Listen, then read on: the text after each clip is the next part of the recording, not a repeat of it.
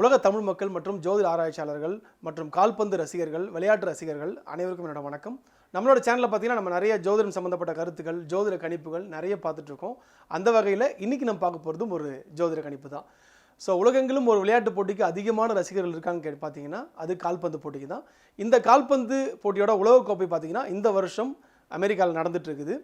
So இந்த உலகக்கோப்பையில் எந்த அணி வெற்றி பெற்று சாம்பியன் ஆகிறாங்க அப்படின்ற இந்த வீடியோவில் பார்த்துடலாம். இந்த கணிப்பு பார்த்தீங்கன்னா முழுக்க ஜோதிடத்தையும் வீரர்களின் ஜாதகங்களையும் மட்டுமே மையப்படுத்தி எடுக்கப்பட்ட ஒரு கணிப்பு, சரிங்களா? ஸோ இந்த 2026ஆம் ஆண்டு கால்பந்து உலகக்கோப்பை போட்டியில் மொத்தம் 48 அணிகள் பங்கேற்கிறாங்க. எப்பவும் இல்லாத அளவுக்கு இந்த வாட்டி தான் பார்த்தீங்கன்னா ரொம்ப அதிகமான அணிகள் பங்கேற்றிருக்காங்க. இந்த 48 அணிகள் பார்த்தீங்கன்னா 12 அணிகளாக பிரிஞ்சு விளையாடுறாங்க. அதில் 32 அணிகள் தேர்வு பெற்று ரவுண்ட் ஆஃப் 32 அப்படின்ற ஒரு பிரிவுக்கு போவாங்க. அதுக்கப்புறம் பார்த்தீங்கன்னா ரவுண்ட் ஆஃப் 16, அதுக்கப்புறம் குவார்டர் ஃபைனல்ஸ், அதுக்கப்புறம் செமிஃபைனல்ஸ், அப்புறம் ஃபைனல்ஸ், அதுக்கப்புறம் ஒரு டீம் சாம்பியன் ஆகும். ஸோ இந்த ஆர்டரில் தான் அந்த போட்டி நடக்குது. ஸோ இந்த வீடியோ பார்த்தீங்கன்னா நம்ம பார்த்தீங்கன்னா ரவுண்ட் ஆஃப் 32 ஆரம்பிக்கிறதுக்கு முன்னாடி போட்டுட்ருக்கோம். இந்த ரவுண்ட் ஆஃப் 32லேருந்து எந்த அணிகள்லாம் பார்த்தீங்கன்னா செமிஃபைனல்ஸ்குள்ளே போவாங்க, யாரெல்லாம் ஃபைனல்ஸ்குள்ளே போவாங்க, எந்த டீம் சாம்பியன் ஆகும் அப்படிங்கிறத பார்த்துடலாம்.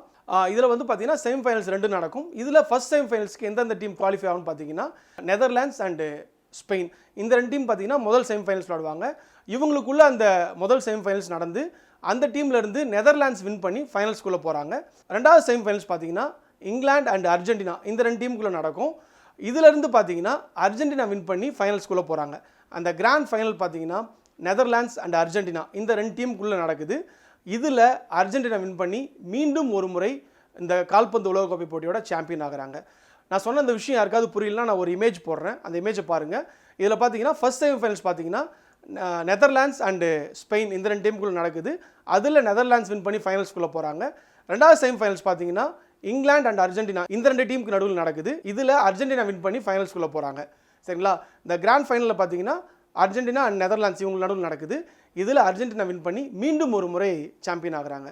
இதில் பார்த்தீங்கன்னா அர்ஜென்டினா அணியோட கேப்டன் பார்த்தீங்கன்னா லியோனல் மெஸ்ஸி. இவரோட ஜாதகத்தை பொறுத்தவரைக்கும் பார்த்தீங்கன்னா இவர் ரிஷப ராசி, ரோகிணி நட்சத்திரம். இவரோட ராசிக்கு 3ஆம் இடத்துல இப்போ கோச்சார குரு ட்ராவல் பண்ணுறாரு. அதே மாதிரி ராசிக்கு 11ஆம் இடத்துல கோச்சார சனி ட்ராவல் பண்ணுறாரு. அதாவது 3, 11 இந்த இடங்கள் தான் பார்த்தீங்கன்னா ஒரு மனுஷனோட வெற்றியும் முயற்சியும் குறிக்கிற ஸ்தானங்கள். இந்த இடத்துல வருட கிரகங்களான குருவும் சனியும் பார்த்தீங்கன்னா லியோனல் மெஸ்ஸியோட ராசிக்கு 3, 11ஆம் இடங்களில் ட்ராவல் பண்ணுறது அவரோட வெற்றியும் முயற்சிக்கான பலனையும் உறுதிப்படுத்துது. அது மட்டும் இல்லாமல் லியோனல் மெஸ்ஸியோட தனிப்பட்ட ஜாதகமும் பார்த்தீங்கன்னா ரொம்ப வலுவான நிலைமையில் இருக்குது இந்த போட்டி நடைபெற இந்த காலகட்டத்தில். லியோனல் மெஸ்ஸி மட்டும் இல்லாமல் அவரோட டீமில் இருக்க மற்ற பிளேயரோட ஜாதகமும் பார்த்தீங்கன்னா இந்த போட்டி நடக்கிற இந்த காலகட்டத்தில் ரொம்ப வலுவான நிலைமையில் இருக்குது. ஸோ அதனால் மற்ற அணிகளையும் மற்ற அணி வீரர்களையும் கம்பேர் பண்ணும்போது லியோனல் மெஸ்ஸி மற்றும் அர்ஜென்டினா வீரர்களோட ஜாதகங்கள் ரொம்ப வலுவான நிலைமையில் இந்த போட்டி நடக்கிற இந்த காலகட்டத்தில் இருக்கிறதுனால அர்ஜென்டினா வின் பண்ணி கண்டிப்பாக இந்த முறை உலகக்கோப்பையை கைப்பற்றுவாங்க. அது மட்டும் இல்லாமல் மெஸ்ஸிக்கு இது 2வது உலகக்கோப்பை வெற்றியாக அமையப்போகுது. ஸோ இந்த கணிப்பு கண்டிப்பாக நடக்கும் நம்புகிறேன். இந்த கணிப்பு நம்ம ஜோதிடத்தை மட்டுமே மையப்படுத்தி நம்ம எடுத்திருக்கோம். மீண்டும் அடுத்து ஒரு ஜோதிட கணிப்பு அல்லது ஜோதிட தகவலோடு உங்களை சந்திக்கிறேன். நன்றி, வணக்கம்.